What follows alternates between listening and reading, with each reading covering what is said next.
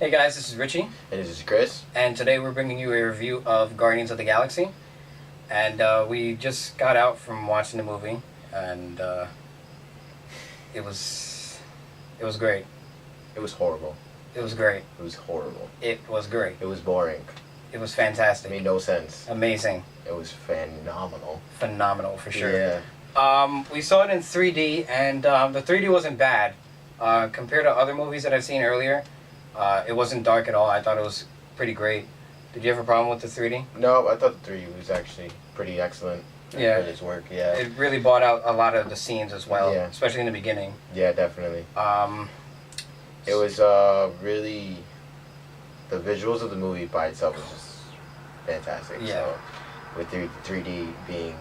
It 3D made it even more of a, just perfection. Experience. Yeah, Yeah. It made it a better experience for our, the viewers, and I thought it was, again, phenomenal. For sure. 3D. The visuals were very great, and yeah, the 3D really made it stick out for sure. Definitely. I don't know if they filmed it in 3D or what, but either way, it still looks great. So first off, the movie opens up, and it shows a young Peter Quill, Mm-hmm. and his grandfather's kind of like comforting him, and they're in a hospital, and he sees his mother. His mother gives him a gift, and she's dying from cancer, and then she asks for him to hold his hand, and she just passes away, and then he runs out. He was kind of scared to hold her hand because I guess he was scared that... He didn't want to lose her, I Yeah. guess. Yeah. And so he ended up running out there in the field, being traumatized from his mother's death, and then he just gets pretty much abducted. Yeah. And then I think he was maybe like 7 or 8 years old. Yeah, when we saw him in that. He was pretty young. A very emotional opening scene. That young actor, that boy. Oh yeah, he killed it. he knocked it out of the park for sure. Definitely. And then it goes 26 years later, and we see a older Peter Quill. Star-Lord. It's taking on the mantle as Star-Lord. They got the costume down to perfection. Yeah, his costume was awesome. I loved his mask. The way it just, with like a touch of a button, it just kind of appears on his face. Yeah, and like, disappears. Yeah, it's so cool. It almost to the equivalent of Iron Man's mask, where he pushes like something and then Yeah. like it lifts up. But instead, this like one it just kind of goes like yeah. like this way, like it's Like it dematerializes and then it comes out of nowhere. It's strange, but I think they got his whole look down packed from like the current comic book. I think that came out last year or something like that. And actually, like then in that first scene at Star-Lord, actually it was Star-Lord and Peter Quill was like walking as Star-Lord with his mask and everything. Like the 3D in that was just like I got the chills. Yeah. When I don't know if you heard me, but I was like, oh my goodness, this is so awesome because his eyes just really just stuck the out. red bright eyes. And yeah. then all you see is his eyes, like it's just focused directly on his eyes, his red eyes, and I thought that was so cool the way that the 3D really made that visual so alive, and I appreciated for that. A lot of the visuals are very comic booky in my eyes. Some Definitely. of the shots, Definitely. like there are a lot of wide shots that sort of introduced The or just slow showed motion, off. There was Yeah. like a couple slow motion shots that The I slow thought- motion part was where you really saw like the 3D Yeah. stick out. Yeah, definitely, Beautiful. definitely. Yeah. And it had like it also had that comic book feel to it too. It wasn't too like just an action movie like slow motion. Like it looked super comic booky, and like I loved it. I loved every second of it. The director James Gunn, he directed Slither. I don't know if you knew that. Yeah. Back from like 2006, but in a couple of interviews he was saying how he wants to have sort of like an old Star Wars feel to it, like Yeah, you're in the 70s. That's kind of the feel that I got to Yeah, it. I was like, like Star Wars, Star Trek-y kind of looking Yeah. feel, but with its own personal take on it. So like it's definitely like I could definitely see that. And Yeah. I think he delivered. He said he wanted like when he was a kid and he went in and saw Star Wars for the first time, he wanted kids nowadays or this generation to have that same feeling, and I feel like he pulled it off to some extent, but at the same time it also had that Marvel feel as well, like Definitely. other comic books do and everything. I think he did a fantastic job as a director, and he also wrote this movie as well with someone else. I forget who. I don't think he produced it. I'm not sure. But I think Kevin Feige produced it, but it doesn't matter. Fantastic job. Peter Quill played by Chris Pratt, who got in phenomenal shape for this role because he's in a TV show. I can't think of the name right now. I'm drawing a blank, but he's not that he's a fat slob, but like he's not an in shape guy. Yeah, but he was in fit shape for this role. Yeah. Star-Lord. And then introducing the other characters, it was who was it? Rocket Raccoon and Groot next, or was it Gamora? It was actually they were both at the same. No, it was Gamora. It was Gamora. Yeah. It was. Yeah, they showed her, Nebula, and Ronan. Yeah, they were all kind of. They pretty much just introduced everyone right straight off the bat. First 10, 15 The minutes. only one who had a kind of a build up was Drax. Yeah, but then at the same time, later on when they showed Drax when Star-Lord, Gamora, Rocket, and Groot get arrested and they get brought to this jail. And then Drax the Destroyer is there. He's just like chilling, sitting on a bench. And then later on, he goes to these inmates. They take Gamora. Yeah, and they want to try and kill her. And then Drax comes out of nowhere because she pretty much kind of put some of them in there. Well, I don't know if it was that. I think it was more that because Ronan kind of killed their family. Oh, yeah, okay, yeah, true. They felt like she was responsible. So yeah. But it's the same thing with Drax. But then Drax kind of got his mind. Well, Peter Quill kind of talked him out of it. Yeah, he wanted to get like bribed him. Revenge, sort of right there, but. She's not the one that he should be going after. It should really be more Thanos because he killed his wife and his daughter. But anyway, I felt that it was a build up because I even asked you where's Batista. I said where's Batista? Where's Drax? When he went up to Gamora and there was like a random inmate, he's like, "Oh, you're Drax the Destroyer." I felt that was a little weak. He was like. Drax came out and said, he was like, "Do you know who I am?" Yeah, he was. And then he was like, kind of scared. And yeah, of course I know who you are. You're Drax the Destroyer. Yeah. In a way, I felt that was kind of weak because all the other characters kind of had a cool sort of intro. But at the same time, his was built up. It was kind of like mysterious and stuff like that. And he is a very mysterious character. And he has a pretty big role. Drax, because he has a huge role. Drax is a major player in the comic book universe. So definitely, I can see that build up being. A little bit, I guess, more for him. Yeah. And he's not like the face of the story, I guess you could say. Yeah, no, obviously the Avengers are like once they get combined together, but the main guys, I guess, are the other four. Yeah. Really, mainly the other three, I guess, Star-Lord, Rocket, and Groot. Yeah.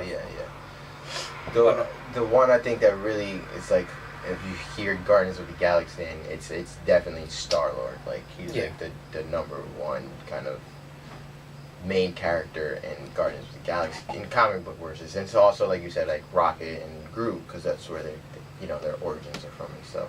But also that Drax being the guy who kills Thanos in some of the comic books is just kind of that more important that he had that build up, I think. And the way that they delivered it, like you can also see that the way that he even showed him, introduced him in the movie, it was just like he was just sitting there. You know what I mean? Like he was just minding his own business in the jail, and they were all kind of trying to get at Gamora, trying to kill her, and you just see Drax from a distance, and he's just like looking and observing, and then he just.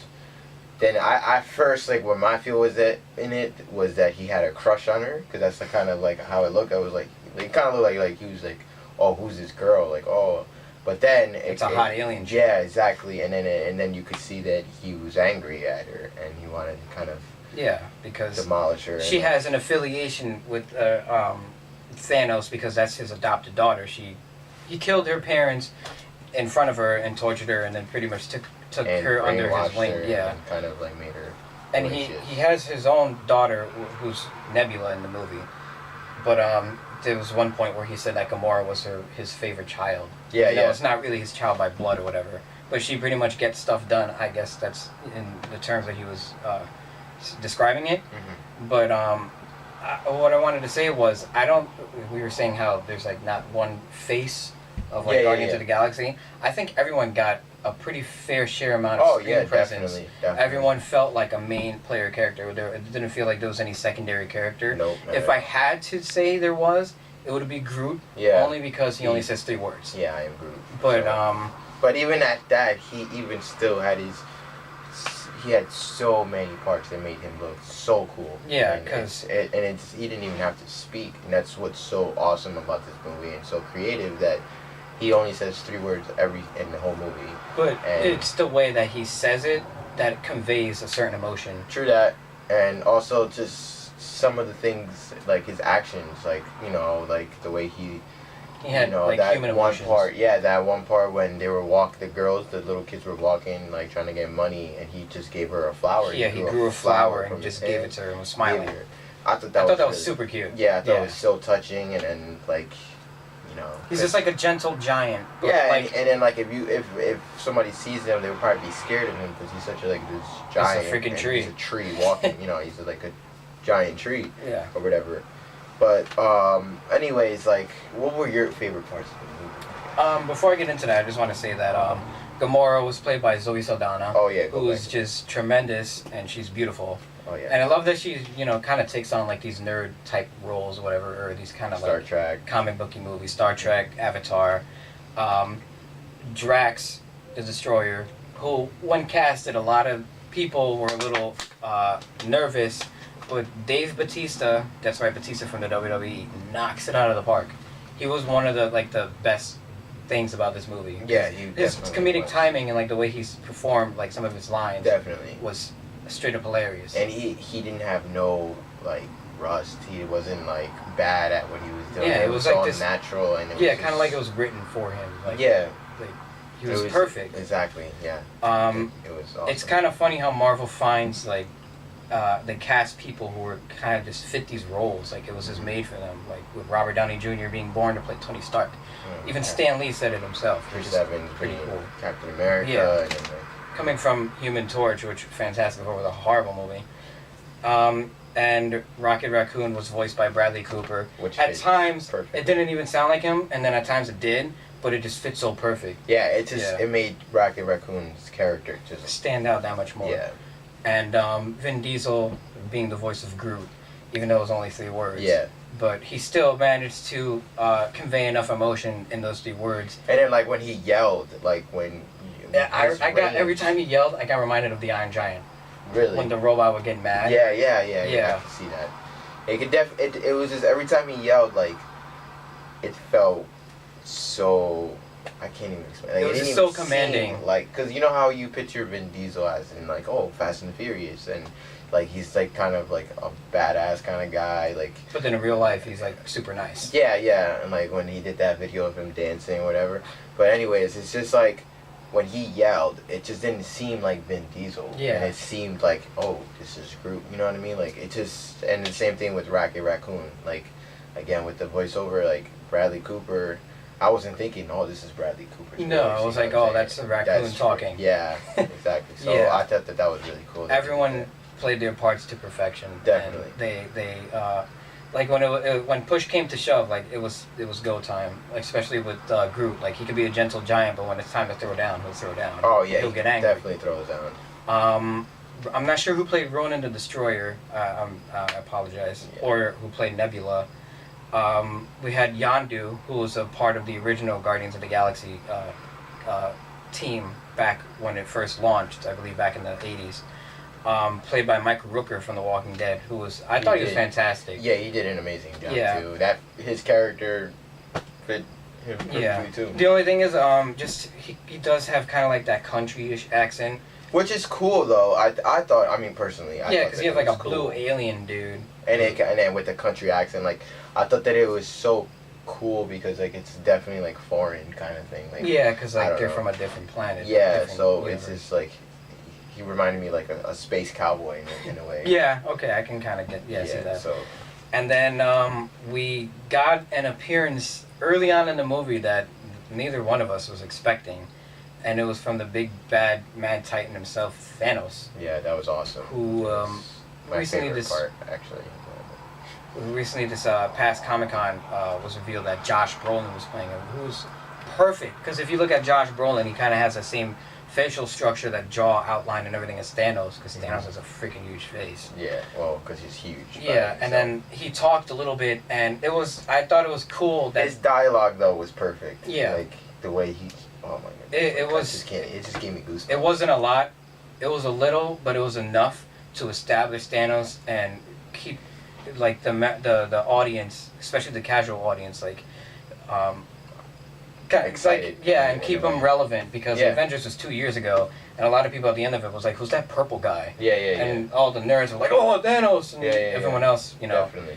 So if you don't kind of keep that guy around or like keep name dropping him, a lot of people are gonna forget. So I feel that this kind of did it justice to kind of build up and lead into the coming Marvel movies. And I'm definitely excited to see more of him because Thanos is, like I told you many times, Thanos is my favorite supervillain of all time in every aspect. Marvel, DC, you know, everything. He's just my favorite. So for him being in this film and not just as in like a smile and a smirk and like the end of the or kind of like an extra, he actually had like some dialogue, and his dialogue, like I said, was perfect for him. And to top that all off, he said enough. Like, he didn't need to say much more. He didn't need to say anything less. Like, he said enough to have the whole movie just like, okay, like, you know who he is, and just don't fuck with him, pretty much. Like, he had goosebumps, and so did I. It was just like, there was a lot of cool little moments and everything, even subtle things that gave me goosebumps, and as a fan and as a nerd, like, kept me satisfied. Even if I wasn't familiar with Guardians of the Galaxy, I would still enjoy this movie. Yeah, I think definitely. A casual person because you would think like a regular kind of like half human or whatever, a freaking green alien chick, like a alien dude, a talking raccoon, and a freaking tree. And a tree, could bomb so easily, but it's actually one of the best reviewed movies of the year so far. So I think even any casual moviegoer who even really hasn't seen most of the other Marvel Cinematic Universe installations would still find this movie very satisfying. It's definitely something that I think viewers wouldn't expect, and I think that, and I'm saying that in the most positive way ever, because like, you don't ever want to go into a movie expecting something, you know what I mean? Like, expecting like, oh, this is going to be about this. Like, I think of a casual viewer went to go see it and had no idea what the. You gotta go in with an open mind. Yeah, and they just see these characters bonding, like just the way that they bond.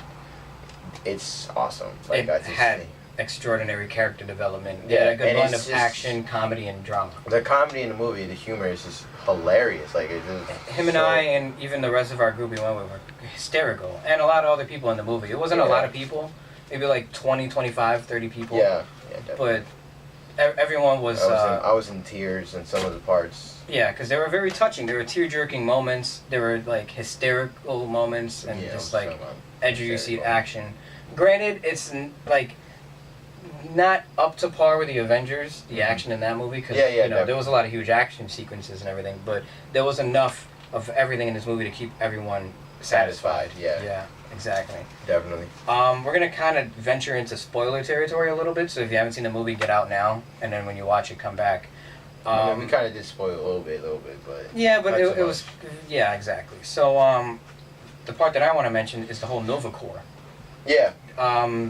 We were thinking like Nova, like the captain was gonna like come out of nowhere, or whatever, and save the day. Yeah, one scene because all the like the Nova Corps, their ship, they're kind of holding back Ronin's ship, which is awesome the way that whole thing happened. Yeah, made like a huge like shield barrier. Pillar thing. So like his ship wouldn't. It would stay stationary. It was just like this rubber looking band thing that was just covering. It was like they put saran wrap. Yeah, and it was their ships with like a force field, and that was just so cool. Like, it was awesome. And we thought because their ships and like the barriers started breaking, and like a lot of the ships started exploding, so we were expecting like Captain Nova to come and like make a cameo appearance or something. But it was still cool that they did introduce that, because I'm sure he's gonna come.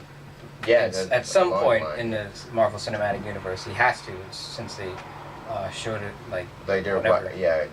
And some of the other soldiers had the armor and everything too. Yeah, and it had the symbol, the Nova symbol. Yeah, and it looks so good. It does. So good. It's mad cool. Like everything from Marvel that they take out of the comics and they translate it onto the big screen. It looks so real. That's the thing. It looks real. Like, everything that you see in the comic books, it looks like it's like in the movies, it looks like the exact same thing, but real life. Like, everything from the symbol to the character to the, and that's the thing that I think Marvel is really trying to do. Like they're trying to make everything look bring that to life. Exactly, make it realistic, not too fantasy, like not too much. Not too real that it ends up like the Dark Knight. Yeah, exactly. But like real enough that we can just be like, oh, that's so cool, or that's. While also keeping that fantasy element to it. Yeah, exactly. Yeah. Especially this movie because you have a freaking talking raccoon and tree. Yeah, and it looks like I could be friends with this raccoon or something. Yeah, exactly. Like the chemistry between all the actors as well. That's something I forgot to mention. Phenomenal, great character development, great writing, just a great overall story. And then the whole fact that they showed the Collector again, who was at the end of Thor: The Dark World, and as we saw, he had some of the Infinity Gems, which, when put in the Infinity Gauntlet, once Thanos grabs a hold of that, which he probably will, at say the end of Guardians of the Galaxy 2 or something like that, like it's over. Yeah, that's so. What we're thinking is Thanos is going to be making his way to Earth at the end of Guardians of the Galaxy 2. Or Avengers 2, leading into Avengers 3, and then they're going to have to follow him to Earth to try and help the Avengers and stop him, because he's a huge threat. Oh, yeah, he's and they're going to need all the guys they can get, because... They're going to need everybody. Yeah, so that's what we think that they're going to kind of, how they're going to kind of head into in the future, in the coming movies. Definitely. And, definitely see that happening. What'd you think of the ending? The ending? I thought the ending was hilarious. Yeah. It was awesome. It was definitely something that I was not expecting. No, neither was I. I wasn't I don't know if I want to spoil it, but I mean... Yeah, I don't think I want to either, but it's just completely unexpected. It's hilarious. It was... And then, at the end, I kind of like how they revealed how Peter Quill isn't all human. Yeah. Because he grabbed the Infinity Stone. And everybody's just kind of like, everybody in the theater, there's casual or normal people be like, oh, that's freaking fake. Because he's a human, he should die, Another girl grabbed it and she freaking...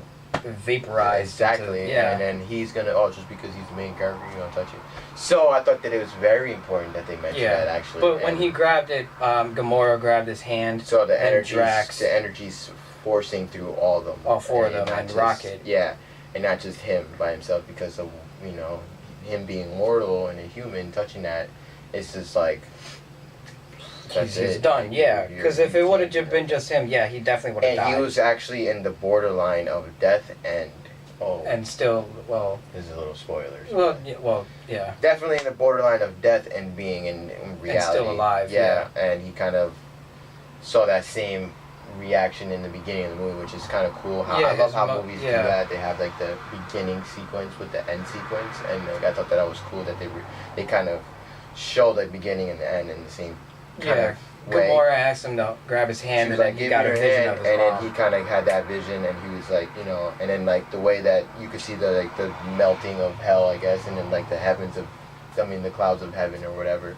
Not really too much on that, but just the fact that he saw his mom, and then like he was just like, yo, I can't let her go this time. Yeah, he kind of got over that fear of letting her go, and he grabbed it, and then that's how he survived. Because if he didn't grab that, he definitely would have been dead. And then later on, after Ronan the Destroyer was defeated, they went back to the Nova Corps.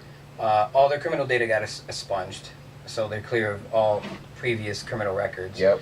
And then they also ran some tests on Peter Quill to show that he was half Tyrian, something like that. I feel like I'm botching the name of it.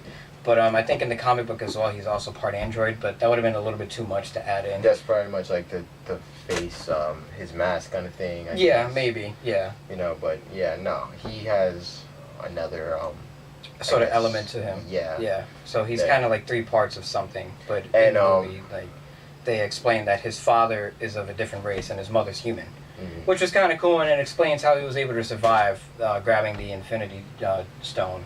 Also, the time that he was in space, saving Gamora too with that. Well, not talking about that. Yeah. Whole other thing. That was like earlier on in the movie. Yeah, definitely. So overall, great cast, great chemistry, great character development, great writing, great directing, great visuals. Great everything, great humor, great action, really, great drama. Seriously, this movie was... It's phenomenal. There's nothing wrong with it. At least personally, I don't think. No, I couldn't find any flaws. Yeah, I have to watch it again. Just maybe one thing, just because I felt like Drax got introduced like a little bit cheesy. Like, it was kind of cliche. So the thing the worst thing that I would say about this movie is, this is my personal opinion, I didn't even know the movie started.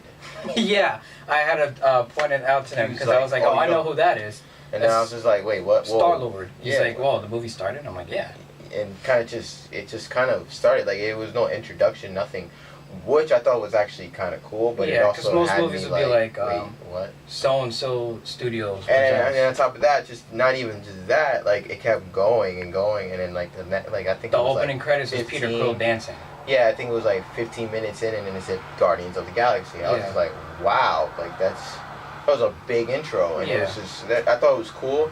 But at the same time, like, I was confused. Avengers started the same way as well, because it starts off with the SHIELD base getting destroyed. And it was just kind of out of nowhere. You kind of knew that the movie started, I guess. I thought that this was a trailer, and then I was just like, wait a minute, no, wait. And then I was like, wait, what? And then you were like, oh, yeah, I know who that is. And then I was like, wait, the movie started? And then I was just like, kind of clicked that, oh, wait, it did start. That's Peter Quill, you know, like, it's just, I don't know. At first, like, it kind of threw me off, I guess. But no, I thought everything else was perfect, to be honest. Like I said, I was trying to sit there and figure out what's wrong with the movie. And and we couldn't find anything wrong with it. Yeah, definitely. No, I could not find nothing. So, grade. What would you give this? A grade? I'll give this a 20 out of 10. A plus for sure. Definitely. Like 100 out of 10. Like, just everyone on this project knocked it out of the park. I just think, I personally want to say, like, everybody needs to go check that out. Like, check the movie out, watch it.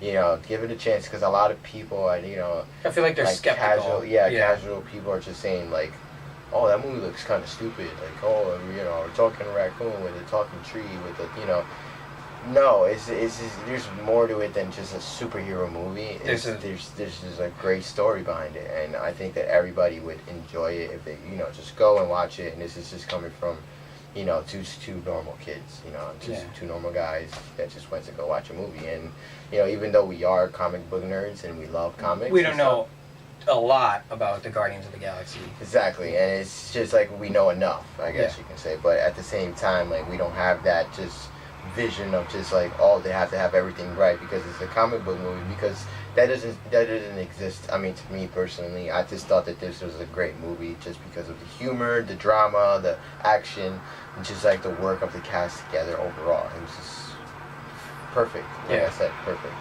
I want to say it was a perfect comic book movie. I thought it was great. That's the thing though. It also is a perfect comic book movie. So they utilize every character correctly. I know Ronan the Destroyer is also kind of an anti-hero or something like that in some ways, but I felt like the way that they used him in terms of a villain was excellent.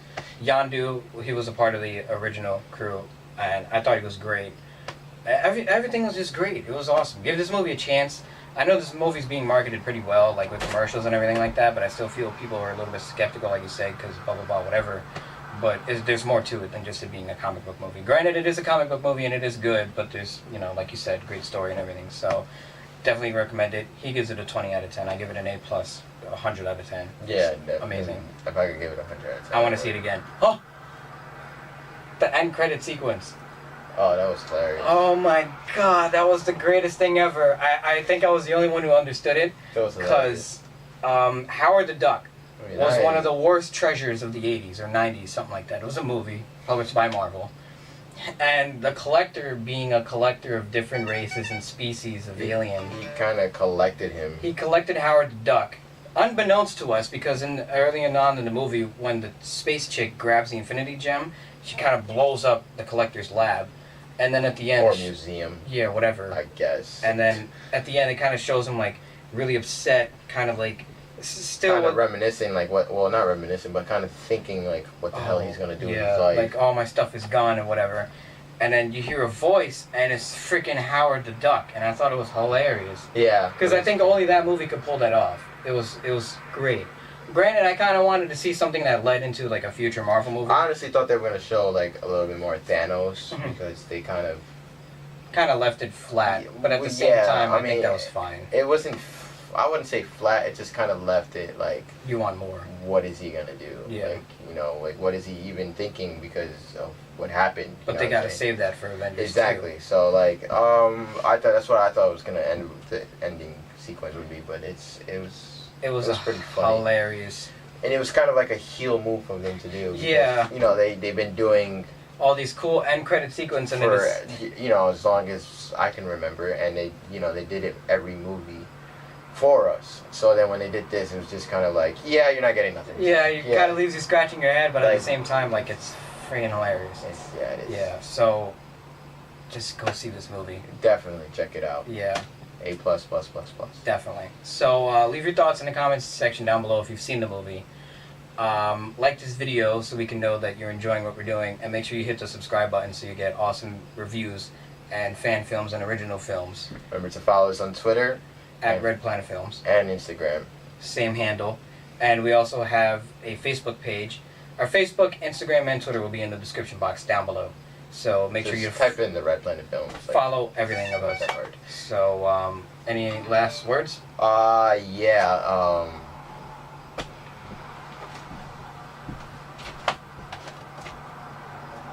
We'll see you guys later.